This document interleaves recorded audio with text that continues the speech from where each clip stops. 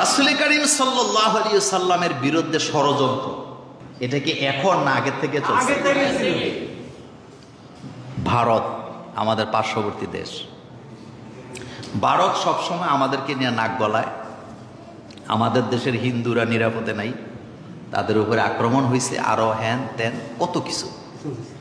কিন্তু আপনারা বলেন তো, বাংলাদেশের কোনো হিন্দু কি বলছে যে আমার বাড়িতে আক্রমণ হয়েছে বা মন্দিরে আক্রমণ হয়েছে, এরকম বলছে? বাংলাদেশের হিন্দুরা বলছে আমাদের মন্দিরগুলা মায়ের পেটে ছিল। মাদ্রাসার ছাত্ররা টুপি দাড়ি পাঞ্জাবি পরে লাইন ধরে দাঁড়িয়ে দাঁড়িয়ে বাংলাদেশের মন্দিরগুলাকে পাহারা দিয়া সারা পৃথিবীর মানুষকে মেসেজ দিয়েছেন, ইসলামের চেয়ে শান্তি পৃথিবীর কারো কাছে নাই।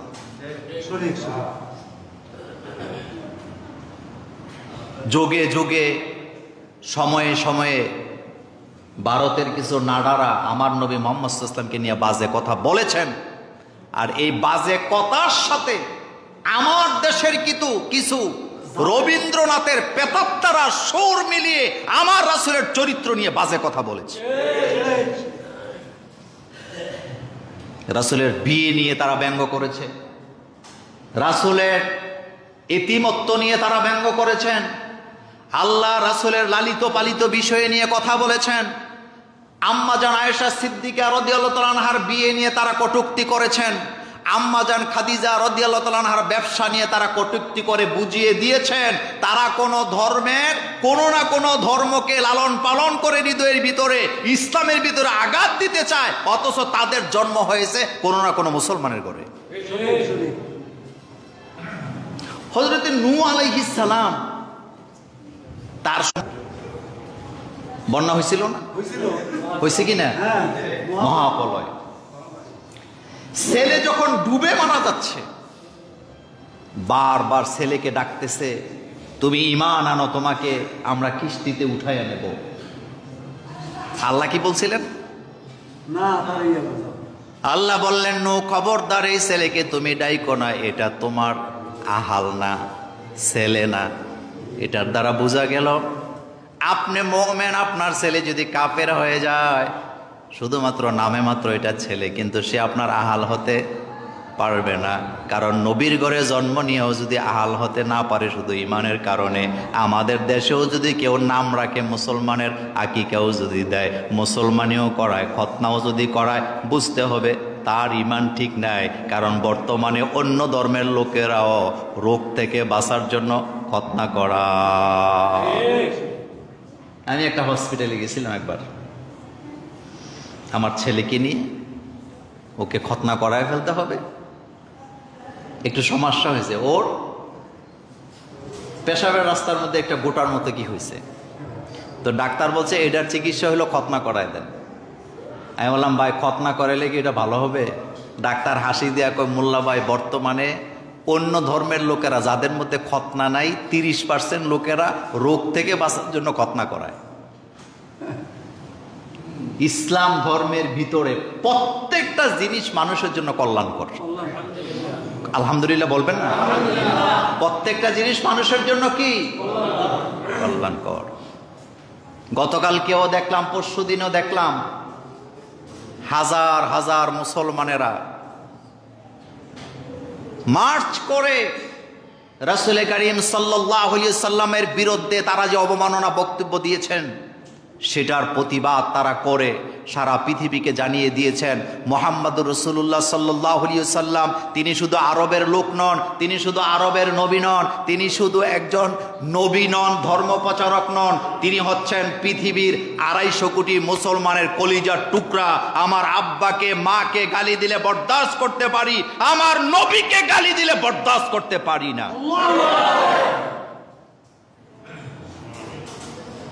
এই জায়গায় কারো সাথে কোনো আপোষ নাই। মুহাম্মদ সাল্লাল্লাহু আলাইহি ওয়াসাল্লামের চরিত্রের মতো পুত পবিত্র আরেকটা চরিত্র আপনি পৃথিবীতে খুঁজে পাবেন না, পাবেন না, ধারে কাছেও নাই। আল্লাহ রাসূলকে আল্লাহ বলতেছেন, হাবিব আমি আপনাকে কোমল হৃদয়ের অধিকারী বানিয়েছি, আপনার আচরণ দেখলে লোকেরা আপনার কাছে দৌড়ায় আসবে। কি চরিত্র! কি চরিত্র! রাসূলুল্লাহ সাল্লাল্লাহু আলাইহি ওয়াসাল্লাম মসজিদে নববীতে বসা, হযরতে জারির রাদিয়াল্লাহু তাআলা আনহু আসছে, যুবক মানুষ, চাঁদের মতো সুন্দর, মসজিদ ভর্তি হয়ে গেছে লোকজন, ভিতরে জায়গা নাই। রাসূল কথা বলতেছেন, হযরতে জারির দরজায় দাঁড়ায় দাঁড়ায় কাঁদতেছে, রাসূলের কথা শুনতেছে। আল্লাহ রাসূল তার দিকে তাকায় খেয়াল করলেন, যুবক মানুষ, জায়গা পায় নাই বসার জন্য। বিশ্ব নবী, বিশ্ব নেতা, নিজের কাঁধ থেকে রুমালটা টেনে হাতে নিয়ে এভাবে করে ঢিল দিয়ে মিম্বর থেকে জারিরের দিকে দিয়ে বলতেছে, ইজলিস ইয়া জারির। আমাদের বারান্দা পাকা, মসজিদে নববীর বারান্দা পাকা হয় নাই। বিশ্ব নবী তার রুমালটা টান দিয়ে ঢিল মেরে বলতেছে, ইজলিস ইয়া জারির, ও জারির, তুমি আমার রুমালটা ভিজায় বসে যাও। হযরত জারির রুমালটা নিয়ে বুকে লাগায় বলতেছে, ইয়া রাসূলুল্লাহ সাল্লাল্লাহু আলাইহি ওয়াসাল্লাম, আপনাকে আমার জীবনের চেয়ে, আমার মা বাপের জীবনের চেয়ে বেশি ভালোবাসি। বিশ্ব নবীর রুমাল বিছায় বসার ক্ষমতা আমার নাই। ইয়া রাসূলুল্লাহ সাল্লাল্লাহু আলাইহি ওয়াসাল্লাম, আমি যুবক মানুষ, আপনি আমাকে এত মর্যাদা দিলেন, আমার কলিজা ঠান্ডা হয়ে গেছে। আমি আল্লাহর কাছে দোয়া করি, আল্লাহ যেন আপনার মর্যাদা আরো বাড়ায়া দেয়। এই কথার দ্বারা আপনি কি বুঝলেন? আমার নবী এত বড় একজন মানুষ হওয়ার পরেও মানুষের প্রতি কি হৃদয়, কি ভালোবাসা। এই হৃদয় আর ভালোবাসা দেখে লোকেরা দলে দলে কালিমা পড়ে মুসলমান হয়েছে।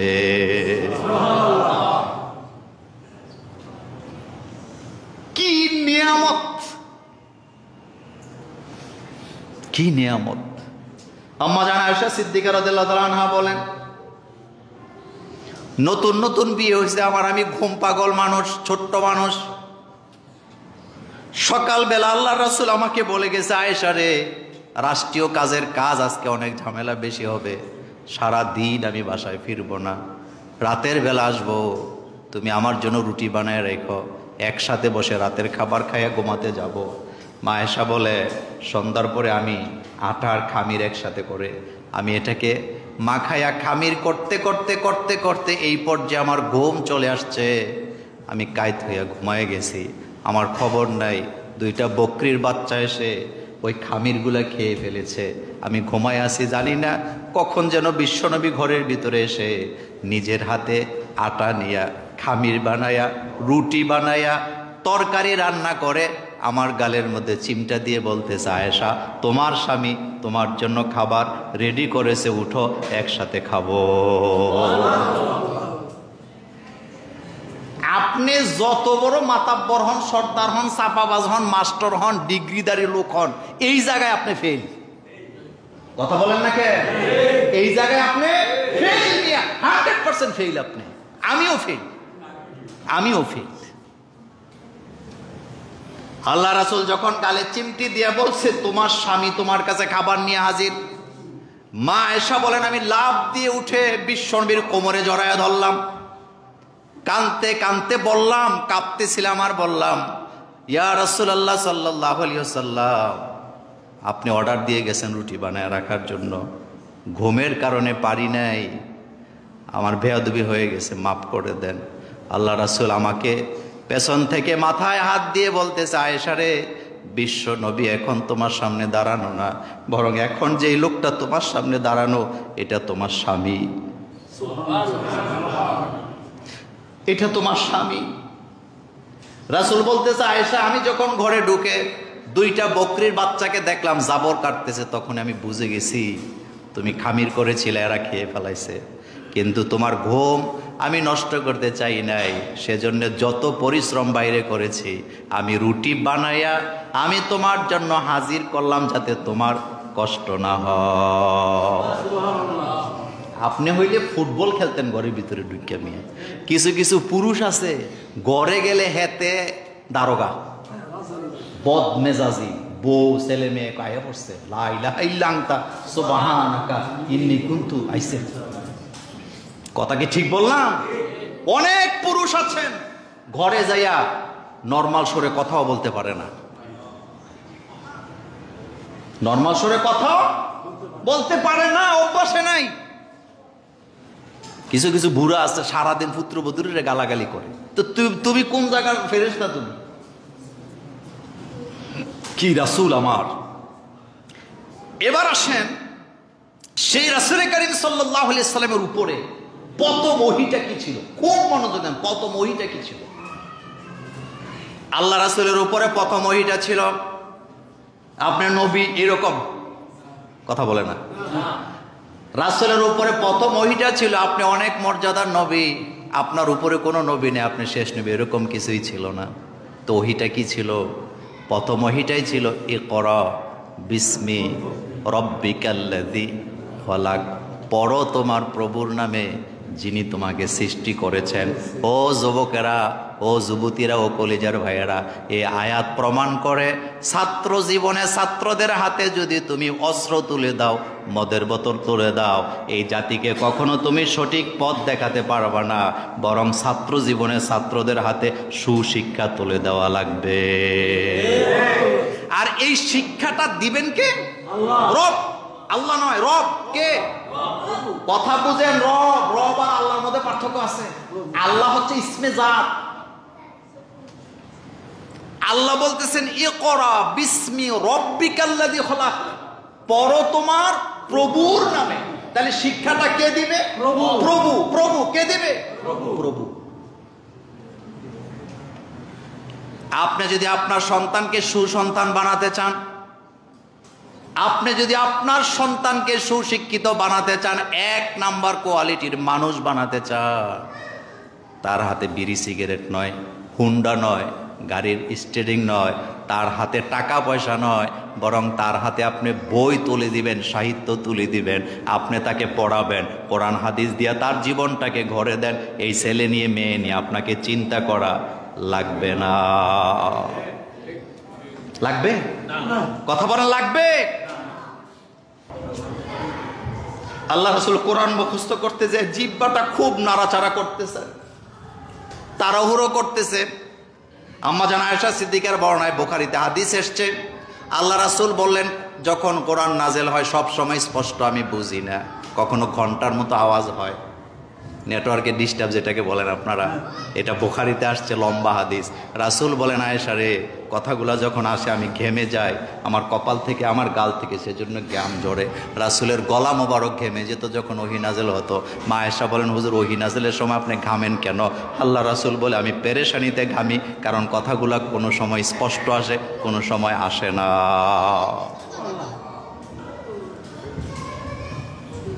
সেই রাসূল জিহ্বাকে নাড়াচাড়া করতেছে কোরআন মুখস্থ করার জন্য। আল্লাহ বলতেছে, লা তু হাররিক বিহি লিসানাকা লিতাআজালা বি, হাবিব কোরআন মুখস্থ করার জন্য জিহ্বা এত নাড়াচাড়া করা লাগবে না। আমার জিবরাইল আপনাকে একবার তেলাওয়াত করে শোনাবে, আপনি একবার তেলাওয়াত করবেন, আপনার কলিজার ভিতরে, সিনার ভিতরে আমি গোটা কোরআন জমায়ে দেব। ভার্সিটিতে পড়ান, ছেলেকে ডাক্তারিতে পড়ান, ছেলেকে মেডিকেলে পড়ান, ছেলেকে ক্যাডেট স্কুলে পড়ান, কত খাবার দাবার, কত রঙের মৌজা, কত সুন্দর জামা কাপড় পরাইয়া, সকালে বিরিয়ানি, দুপুরবেলা খাসির গোস্ত, রাতের বেলা মুরগির গোস্ত খাওয়াইয়া ফার্স্ট ডিভিশনে ফেল মারে। আর মাদ্রাসায় যায় দেখেন আলুর ভর্তার ডাল, সকালবেলা এমন পাতলা ডাল যেই ডাইলের ভিতরে মুসুরি খুঁজে পাওয়া যায় না, বিকালবেলা ডাল, দুপুরবেলা ডিম খাইয়া 6 মাসে বিশাল কোরআন মুখস্থ করে। এটাই কোরআনের মুজিজা। আপনি ঠান্ডা মাথা না শুনলে বুঝবেন না। আপনি মনে মনে বলবেন, মোল্লা ভাই চিল্লায় চিল্লায় কথা। আমি চিল্লায় কথা বলার উদ্দেশ্য চিল্লানো নয়।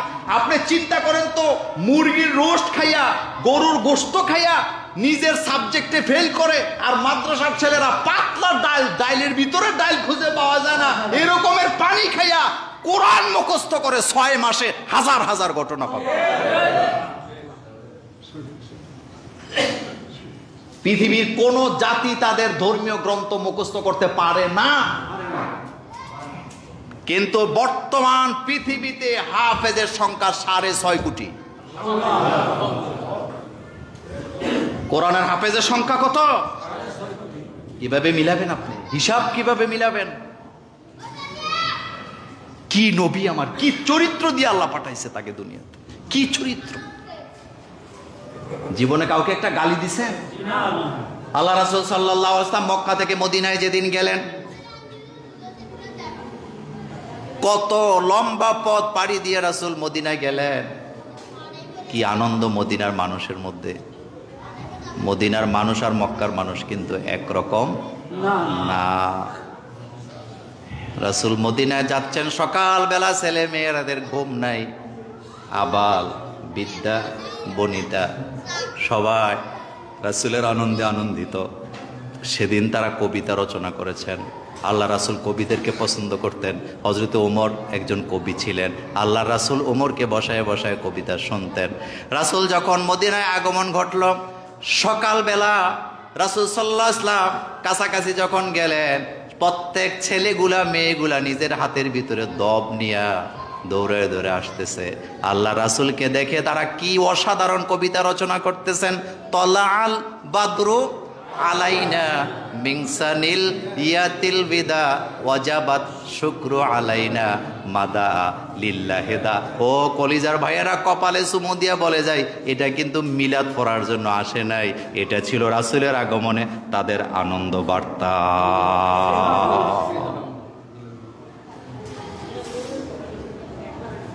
এই কবিতার সাথে মিলাদের কোনো সম্পর্ক নাই। মিলাদ, রাসূলের জন্ম হইছে মক্কায়, আর এই কবিতা রচনা হইছে মদিনায়। জোরে বলেন মদিনায়। এই কথা সত্য না মিথ্যা? সত্য। কোন জায়গার ফায়জমা কোন জায়গায় লাগাইছেন আপনি? রাসূলের আগমনে বাচ্চারা, আবাল বিদ্যা বনিতারা, সেদিন মদিনার ঘরের ভিতরে একজন লোক ছিল না। আল্লাহ রাসূল কাঁদতেছে, বাচ্চাগুলা নিচে, রাসূল ওটের উপরে লাফ দিয়া নেমে গেছে। আল্লাহ রাসূলকে বলা হলো, হুজুর ওটের উপরে থাকেন। আল্লাহ রাসূল কয়, না, আমাকে উঠে থাকতে বইল না, কারণ আমি খেয়াল করে দেখলাম আমি যদি উটের উপরে থাকি ছোট্ট বাচ্চারা আমাকে দেখতে কষ্ট হয়, গার ব্যথা হয়ে যাবে, সেজন্য আমি নেমে গেলাম। সবাই টানাটানি রাখছে, আসেন আমার বাড়িতে মেহমান হবেন। ওমকে বলতেছে আমার বাড়িতে যাবেন, ওমকে বলতেছে হুজুর কত ভালো ভালো রান্না করে রাখছে, আপনি আমার বাড়ির মেহমান হবেন জীবনে প্রথম। আল্লাহ রাসূল বললেন, না, আমি তোমাদের কারো কথা শুনবো না, আমার উটকে আমি স্বাধীনতা দিলাম, আমার উট আমাকে যার বাড়িতে নিয়ে যাবে আমি তার বাড়িতে মেহমান হব। আপনি কি বুঝছেন কথা? আমি কাকে দায়িত্ব দিলাম? আমার উটকে দায়িত্ব দিলাম, আমার উট আমাকে যার বাড়িতে নিয়ে যাবে আমি তার বাড়িতে মেহমান হব। এই উট দুনিয়ার কোনো বড় লোকের বাড়িতে যায় নাই। এই উট আল্লাহ রাসূলকে নিয়ে চলে গেলেন আবু আইয়ুব আনসারীর বাড়িতে। ও কলিজার ভাইয়েরা, যেই বাড়ির লোকেরা আল্লাহ রাসূলের জন্য একদিন দুই দিন নয় 450 বছর ওই জায়গায় বাড়ি বানায় অপেক্ষা করছে। দাদার দাদায় বাড়ি বানায় বলে গেছে, একদিন মক্কা থেকে মদিনাতে আল্লাহ রাসূল আসবে, শেষ নবী আসবে, ওই নবী যতক্ষণ পর্যন্ত মদিনায় না আসে এই মদিনার বাড়ি ছেড়ে তোমরা চলে যাবা না।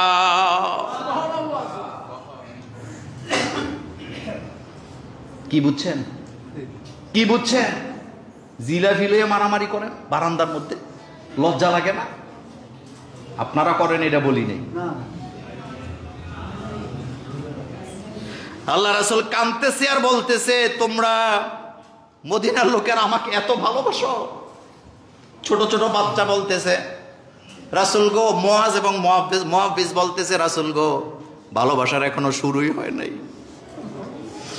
ভালোবাসা তো এখনো শুরু করি নাই, অপেক্ষায় আছি। শুনেছি মক্কায় নাকি বড় বড় নেতারা আপনার বিরোধিতা করেছে, আমরা উদ্গ্রীব হয়ে আছি তাদেরকে শেষ করার জন্য।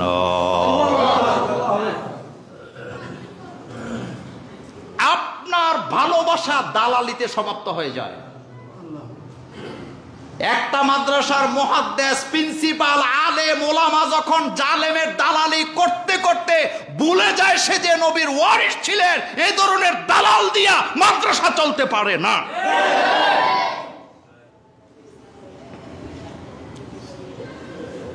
এই ধরনের দালাল দিয়া মাদ্রাসা চলতে পারে না।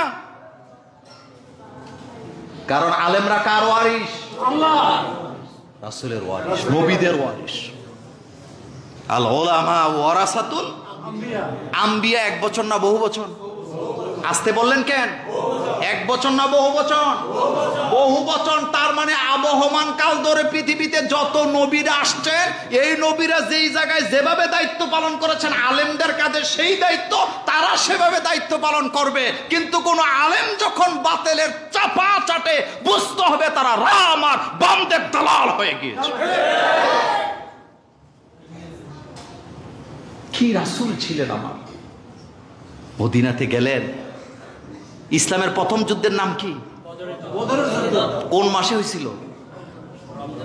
গত জুমাতেও বলেছিলাম, কোন মাসে হয়েছিল? রমজানে হয়েছে। বিজয় আসে নাই? সেই রাসূল করিম সাল্লাল্লাহু আলাইহি ওয়াসাল্লামের কি চরিত্র, আপনি তার চরিত্র বলে শেষ করতে। আবু লাহাবের স্ত্রীর নাম কি?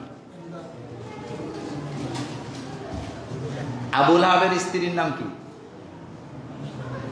সূরা লাহাব নামে একটা সূরা কোরআনে আছে না? হ্যাঁ, আবু লাহাবের স্ত্রী খুব সুন্দরী মহিলা ছিল, নেত্রী। কি ছিল? নাম ছিল উম্মে, এই তো মনে হয়েছে। দরজায় দাঁড়ায় সকালবেলা প্রত্যেক দিন রাসূলকে গালি দিত, বিকাল বেলা একবার দিত। বুঝেন নাই? সকালে একবার, দরজায় দাঁড়ায় দাঁড়ায় গালাগালি করত। এক পর্যায়ে সে চিৎকার দিয়ে বলতেছে, মোহাম্মদ কয়েকটা অদ্ভুত কথাবার্তা বলছে, তার কাছে জিন আসতো, অমুক আসতো, তার নাকি রব আছে। তোমাদের কি খবর নাই? মোহাম্মদের রব মোহাম্মদকে ত্যাগ করছে। আজকে কয়দিন আর মোহাম্মদের রবের কথা শোনা যায় না।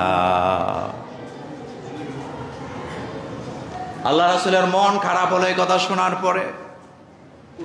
জিবরাইল আমিন এবার ওহী নিয়ে এসে বলতেছে, অদ্দুহা ওয়াল লাইলি ইযা সাজা মা ওয়াদ্দাআকা রাব্বুকা ওয়া মা ক্বালা, মা ওয়াদ্দাআকা রাব্বুকা ওয়া মা ক্বালা, মা ওয়াদ্দাআকা রাব্বুকা ওয়া মা ক্বালা। 29 দিন গত হয়ে গেছে, উম্মে জামিল আপনাকে গালাগালি করে, আপনার রব আপনাকে ত্যাগ করেছে। আপনি নিশ্চিত থাকেন, ওমা অদ্দুহা ওয়াল লাইলি ইযা সাজা মা ওয়াদ্দাআকা রাব্বুকা ওয়া মা ক্বালা। আপনি নিশ্চিত থাকেন আপনার রব আপনাকে কখনো ছেড়ে যেতে পারে না। কত কইছেন হুজুর, আর কত কত যে নামাজের পরে আইসা কইছে হুজুর, আর কত। পরিবেশ বদলায় কে? মা ওয়াদ্দাআকা রাব্বুকা ওয়া মা ক্বালা। আপনার রব আপনাকে ছেড়ে দেয় নাই, ভুলেও যায় নাই। আপনার রব আপনাকে দেখছেন, জাজ করছেন, আপনার দিকে নজর রাখছেন। ওয়ালাল আখিরাতু, দুইটা সূরা একসাথে নাযিল হয়েছে। এরপরে আরেক সূরা আল্লাহ নাযিল করে বললেন, আলাম নাশরাহ লাকা সাদরাক ওয়া ওয়াদানা আনকা বিজরাক আল্লাযী আনকাদা যাহরাক ওয়া রাফা'না লাকা যিকরাক। নবী গো, আলাম নাশরাহ লাকা সাদরাক, এই সিনাটাকে কি আমি প্রশস্ত করে দেই নাই? এই সিনাইকে আমি শক্তি যোগাই নাই বাতিলের বিরুদ্ধে হুঙ্কার দেওয়ার জন্য? ও নবী, ওয়া রাফা'না লাকা যিকরাক, আপনি লিখে রাখেন, এই পৃথিবীর 1 ইঞ্চি মাটি খুঁজে পাওয়া যাবে না যেখানে মুহাম্মদ সাল্লাল্লাহু আলাইহি ওয়াসাল্লামের প্রশংসা করা হবে না। 1 ইঞ্চি মাটি খুঁজে পাওয়া যাবে না, আপনার নেতৃত্ব স্থাপন হবে না। 1 ইঞ্চি মাটি খুঁজে পাওয়া যাবে না যেখানে আপনার প্রশংসা করা হবে না। গুগল কি মুসলমানেরা চালায় না ইহুদিরা চালায়? আসতে কইছেন। গুগলে ঢুকেন, একবার সার্চ দিয়া দেখেন, আপনি যদি লেখেন এই পৃথিবীর ইতিহাসে সফলতম ব্যক্তিকে, কার নাম আসবে? এটাকে আমরা বলছি দেওয়ার জন্য, কারণ সত্য কখনো গোপন থাকে না। আপনি বলবেন অমুকের চরিত্র ভালো না, এই করে সেই করে সেই করে। গতকালকে এক সাংবাদিক সম্মেলনে দেখলাম এক ছাত্র ভাই বলতেছে, আমরা ভালো না খারাপ এটা বুঝার জন্য আপনি আমাকে প্রশ্ন করার দরকার নাই, গুগলে সার্চ দেন। কোথায় সার্চ দেন? দুনিয়ার যদি এই অবস্থা হয়, আখিরাতে কি হবে?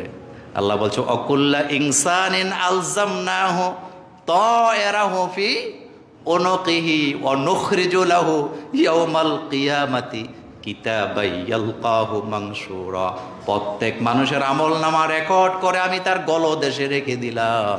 কিয়ামতের দিন স্পষ্ট কিতাব হিসাবে তার হাতে ধরায় দিয়ে বলবো, ইকরা কিতাবাক কাফা বিনাফসিকাল ইয়াউমা আলাইকা হাসিবা। পড়ো তোমার আমলনামা, তোর জীবনের চরিত্র তুই নিজেই পড়া দেখ, বিচারের বার তোকে দিলাম। সেদিন আমলনামা খুলে দেখবে মা লিহাজাল কিতাব, কথা বুঝেননি? আমলনামা হাতে নিয়ে দেখবে মা লিহাজাল কিতাব, এটা কি আশ্চর্য কিতাব, লা ইউগাদিরু সাগীরাতা ওয়ালা কাবীরাতান ইল্লা আহসাহা। আমার জীবনের খারাপ আর ভালো মন্দ একটাও বাদ পড়ে যায় নাই। সুবহানাল্লাহ বলেন। আমলনামা রেকর্ড করে কে? কোনো সন্দেহ আছে? বাঁচতে পারবেন? পারবেন না, বাঁচতে পারবেন না, ধরা পড়বেন, ধরা পড়বেনই, বাঁচার কোনো রাস্তা। তো বলতেছিলাম শিক্ষা কে দেয়? রাসূলকে শিক্ষা দিয়েছেন কে? নবীদেরকে শিক্ষা দিয়েছেন কে? মানুষ মানুষের শিক্ষানীতি প্রণয়ন করতে পারে তো নাই। কোন বামপন্থী লোক দিয়া শিক্ষানীতি সংস্কার আমরা মানি না। শিক্ষানীতি সংস্কার হবে তাদেরকে দিয়ে যারা আল্লাহকে রব হিসাবে মানে, আল্লাহকে যারা রব হিসাবে মানে। আমার কলিজার ভাইয়া, রাসূলের উপরে কোরআন নাযিল হয়, কি কোরআন, কিন্তু তারা বলতেছে খবরদার কোরআন শুনবা না। ওয়াকালাল্লাযীনা কাফারু লা তাসমাউ লিহাযাল কুরআন। কাফেররা হেঁটে হেঁটে বলে কোরআন শুনবা না, লা তাসমাউ লিহাযাল কুরআন, এই কোরআন শুনবা না। লিহাযাল কুরআন আঙ্গুল দিয়ে দেখাইতেছে লিহাযাল কুরআন, এই কোরআন শুনলো না। কারণ তারা বুঝে গেছে এই কোরআন শুনলে এমন লোক তৈরি হবে যারা আল্লাহর জমিনে আল্লাহর দ্বীন। এই জন্য বলতেছে লিহাযাল কোরআন, এই কোরআন শুনবা না। ওয়ালগাউ ফিহি, যদি কোরআন পড়তে শুরু করে তোমরা গন্ডগোল করবা। কথা কর না কেন? কি করবা? এটাকে মোল্লার কথা না আল্লাহর কথা? ওয়ালগাউ ফিহি, যেখানে কোরআন সেখানে গন্ডগোল লাগাই দিবা। লাআল্লাকুম তাগলিবুন, তোমরা বিজয় লাভ করবা। আল্লাহ কয় লাভ নাই, মোছে তেল দিয়া লাভ হবে না, কারণ শেষ পর্যন্ত আমার কোরআন টিকে থাকবে, তোরাই নিশ্চিহ্ন হয়ে যাবি।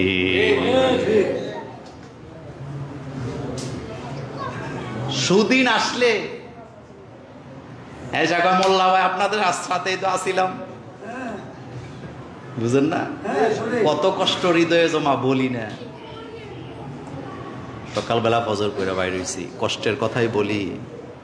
রাস্তায় ইমাম সাহেবের সাথে দেখা, কয় মোল্লা ভাই ২৫০০ টাকা বেতন পাই, ছেলে মেয়ে নিয়ে কষ্টে আছি। আপনি বললেই তো ইসলামী ফাউন্ডেশন থেকে একটা পাই, বুঝেন? ঠিক আছে, দরখাস্ত লেখেন। লিখছে, নিচে সই করে দিছি। মসজিদের ইমাম সাহেব কোন রকম চলে, একটু দেখবেন। ইসলামী ফাউন্ডেশন কুমিল্লা জেলার মহাপরিচালকের কাছে দরখাস্ত নিয়ে গেছে, নিচে লেখা মোল্লা নাজিমের সই। আল্লাহর কসম এক বিন্দু মিথ্যা বলি না, সাথে সাথে দিয়ে দিছে একটা কেন্দ্র। বেতন পাইতো ২৫০০, এখন যোগ হয়েছে আরো ৮৫০০। বেতন হচ্ছে কম না বেশি? কথা কর না কেন? বেতন হচ্ছে কম না বেশি? আচ্ছা, আমি কি এনে কোনো টাকা খাইছি? একজন ইমাম সাহেব ভালো চলুক, আমার কাছে কি লাগবে? কিন্তু কষ্টের কথা বলি, যখন আমরা দুর্দিনে পতিত হয়েছি, ওই ইমাম সাহেব আর আমারে সালামও দেয় না। এই রাস্তায় দেখলে অন্য দিক দিয়ে যায়। হাতের মাথায় চিন্তা হলো, ওনার সাথে যদি কেউ আমারে দেখে ফেলায়। এই লোকটাই আবার গত কয়েকদিন আগে ইসলামী ব্যাংকের প্রোগ্রামের ভিতরে আরেকজনকে দইরা বলতেছে ওনার সাথে হাতটা মিলাইয়া দাও, এখন থেকে ওনার সাথে আবার আসি। আপনি হইলে খোটা দিতেন, খোটাও দেই নাই কোনোদিন। কথা বুঝেন নাই? খোটাও দেই নাই। এই জায়গায় জমানো কষ্ট হয় না, আপনাকে শেয়ার করতেছি আমি। আপনি ইসলামের সুদিন দেখলে মোল্লার লগে এসে দাঁড়াইয়া ছবি তুলবেন, আর দুর্দিনে আপনি সালাম দিবেন না। কোরআনের ভাষায় 100% আপনি মুনাফিক হয়ে গেছেন।